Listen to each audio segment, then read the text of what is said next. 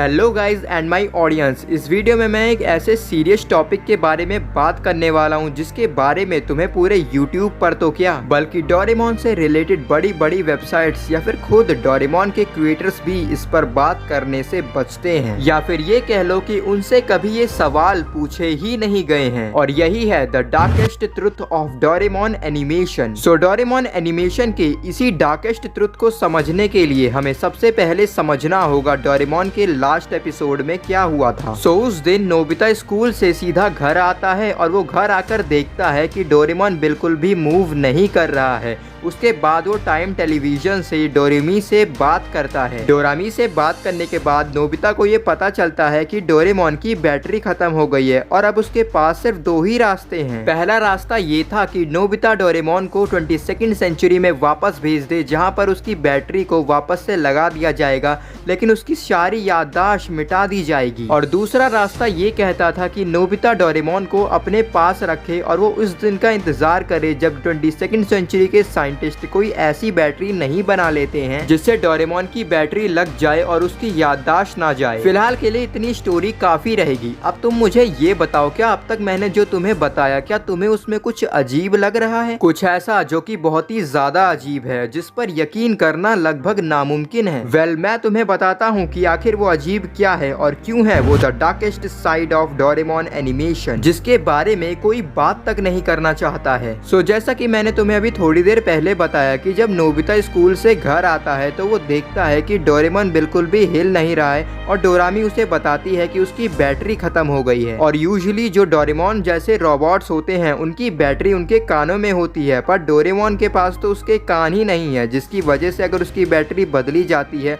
तो इससे उसकी याददाश्त जाने का खतरा होगा। तो जो सबसे पहला क्वेश्चन यहाँ पे रेज होता है, क्या डोरेमोन को नहीं पता था कि अगर उसकी फ्यूचर में कभी बैटरी खत्म होगी और तब उसकी बैटरी बदली जाएगी तो वहाँ पे उसकी याददाश्त जा सकती है? तो चलो अगर थोड़ी देर के लिए हम ये मान भी लें कि अगर डोरेमोन को ये बात नहीं पता थी तो डोरेमोन के पास तो टाइम टेलीविजन और टाइम मशीन जैसे गैजेट्स हुआ करते थे। डोरेमोन जो कि सबका फ्यूचर बताता फिरता था, क्या डोरेमोन ने कभी खुद का फ्यूचर नहीं देखा होगा? क्योंकि अगर डोरेमोन ने कभी अपना फ्यूचर देख लिया होता तो चांसेस आर हाई कि डोरेमोन के साथ जो हुआ वो नहीं होता। पर चलो कोई नहीं, हम ये भी मान लेते हैं कि डोरेमोन ने कभी खुद का फ्यूचर नहीं देखा होगा। पर डोरामी और शेवाशी का क्या? वो दोनों तो हमेशा फ्यूचर में ही रहते थे, क्या उन्हें इसके बारे में नहीं पता था? या फिर ये कह लें कि डोरामी और शेवाशी दोनों ये बात जानते हुए भी अनजान बन रहे थे। पर सवाल उठता है, आखिर क्यों? वेल दोस्तों, अभी तो राजों से पर्दा उठना सिर्फ शुरू हुआ है, अभी तो कई सारे राज खुलने बाकी हैं। सो जैसा कि हम सब जानते हैं कि शेवाशी की फैमिली इतनी ज्यादा रिच नहीं थी, जिसकी वजह से उन्होंने एक फैक्ट्री रिजेक्टेड टॉय डोरेमोन को खरीदा नोबिता और अपना भविष्य सुधारने के लिए। पर इसमें भी कुछ घोलमाल नजर नहीं आ रहा है। अगर शेवाशी की फैमिली इतनी ज्यादा रिच नहीं थी